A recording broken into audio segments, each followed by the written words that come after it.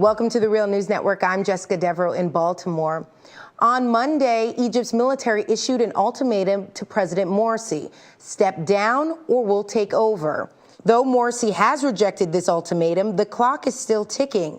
Now joining us to give us a sense of what's happening on the ground are our two guests. We have Rania Al Malky, who is the publisher of the Egypt Monacle and the former editor of Daily News Egypt, which was the partner of the International Herald Tribune. We also have Mohamed ElMeshad, who is a Cairo-based independent journalist who wrote for Egypt Independent for 2 years and is joining us from Cairo. Thank you, Mohamed, for joining us. Thank you. Thank you, Rania, for joining us as well. Thank you. So, Rania, my first question is really about this 48-hour deadline that they gave President Morsi, and the clock is ticking. There's even a website dedicated to looking at this countdown.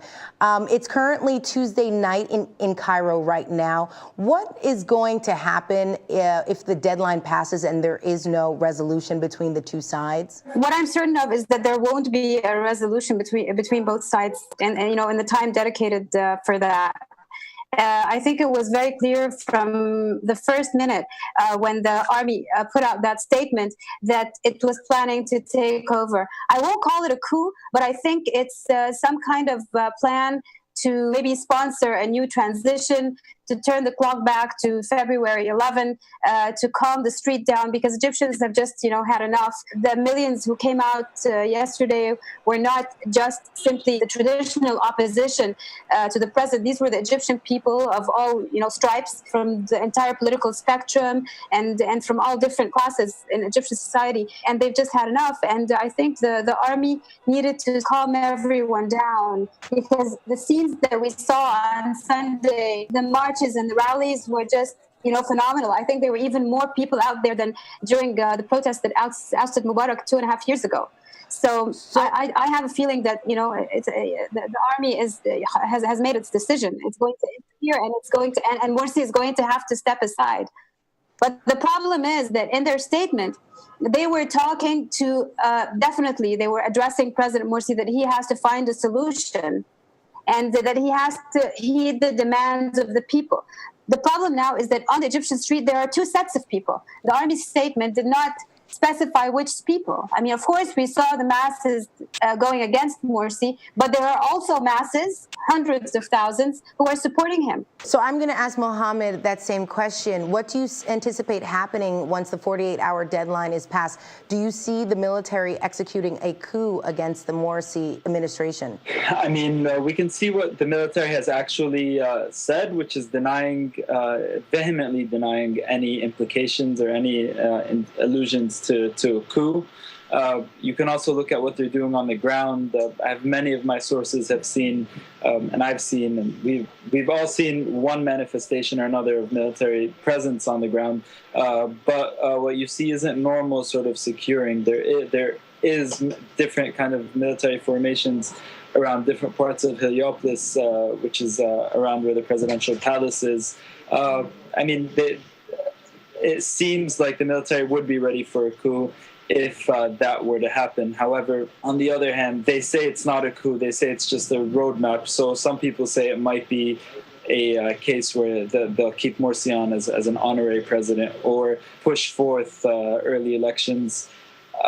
You don't really know. What's for sure is that the military have kind of wisened up since 2011. It seems like they're playing politics a bit more shrewdly, doing it in a way that seems to be more in tune with what they perceive and what we all perceive to see what people want. Let's talk a little bit about the politics and the political landscape there in Egypt.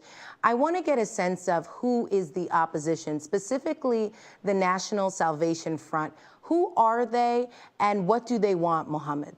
The National Salvation Front is a group of anti-Morsi politicians. I personally, and I know many other people, would be very careful calling them or indicating that they're in any way representative of all of Morsi opposition in Egypt at the moment. They are the most visible in the media landscape because of who they are. They comprise of many actual revolutionary figures, such as Hamdin Sabahi, who is the head of, who was a presidential candidate, one of the frontrunners, and head of the Nasserist the main Nasserist party, Karama. It also includes former Foreign Minister Amr Moussa, as well as many other party leaders. Some of them are seen as being Mubarak or old, tied to the old system. Some are new. So that one of the criticisms they receive from pro-Morsi people, or the pro-Morsi camp, and even like other opposition members who just oppose to this composition, is that it includes too many people from the Mubarak regime. I see. And Rania, are you getting the same sense of the opposition? Who makes up the majority, would you say, of this opposition? Well, I have a lot of reservations about the National Salvation Front. I don't think they represent the millions of people who went out there on Sunday. I think, by and large, they represent themselves and the very small groups who really follow them. A lot of people have been disappointed in their performance, but they have been at the forefront of all media, like the media battle against the current regime. That's a fact.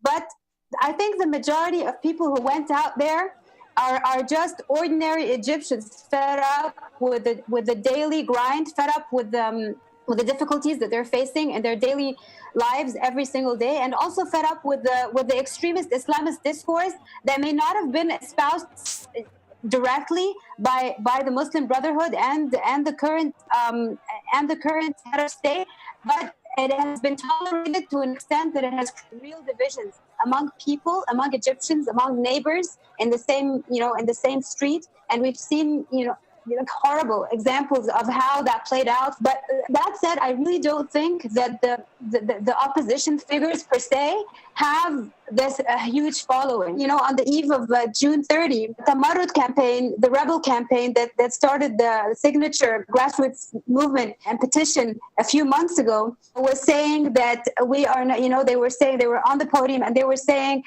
we do not represent, or we do not follow Hamdin Sabahi, Barari doesn't represent us. So it was very clear that this is very much a grassroots youth campaign.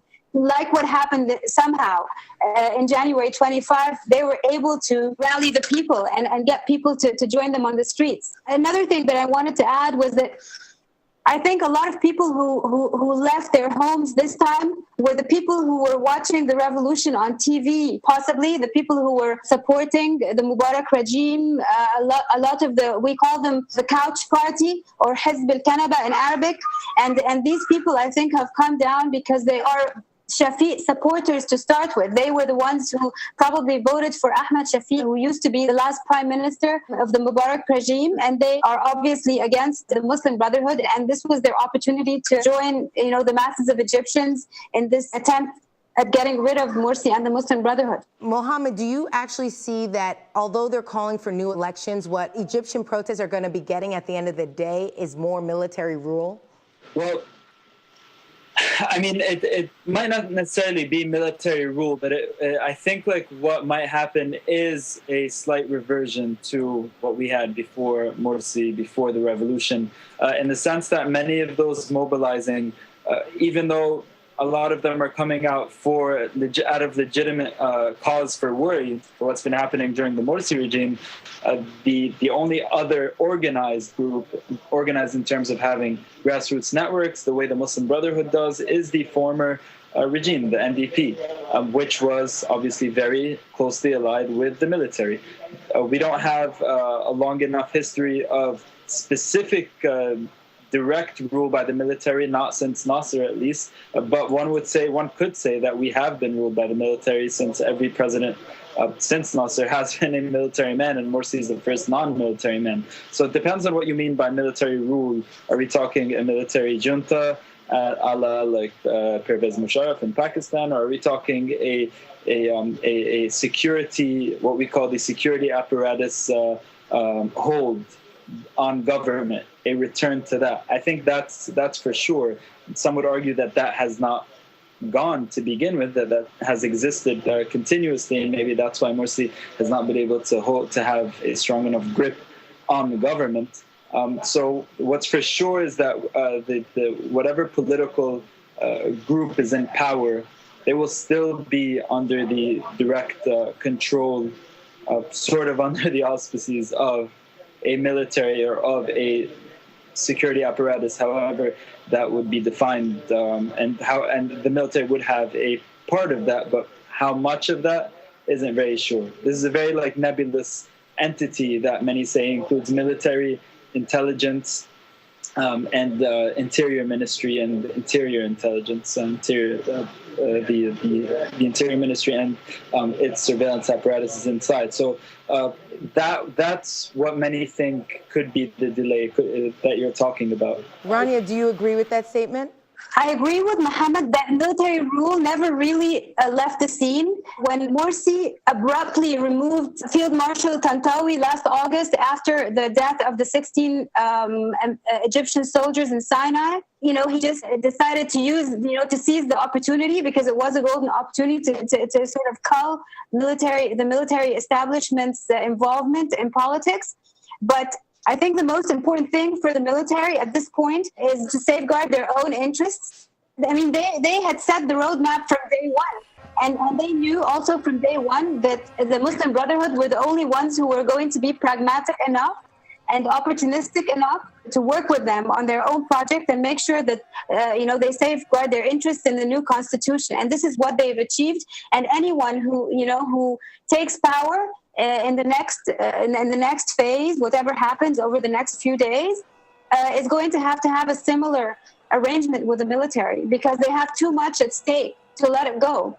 I mean, I can't at the same time describe what is happening now as a coup, because I don't think coups usually give 48-hour ultimatums before they happen. I'm convinced that there is some sort of deal being brokered behind the scenes that nobody knows anything about, because a lot of things don't seem to make sense. Like the army says, we're going to give you 48 hours to resolve your differences, but it's very clear that they're telling Morsi, you know what, you're going to have to step aside. And at the same time, they say we're going to sponsor a roadmap. I'm sure they know what the roadmap is before they decide to sponsor it. They won't just come up with it. Already drafted and they're waiting to be implemented, according to their military source at least. Okay, we'll certainly be following this in the coming days. Thank you for joining us, Rania. Thank you. And thank you for joining us, Mohamed. Thank you. And thank you for joining us on the Real News Network.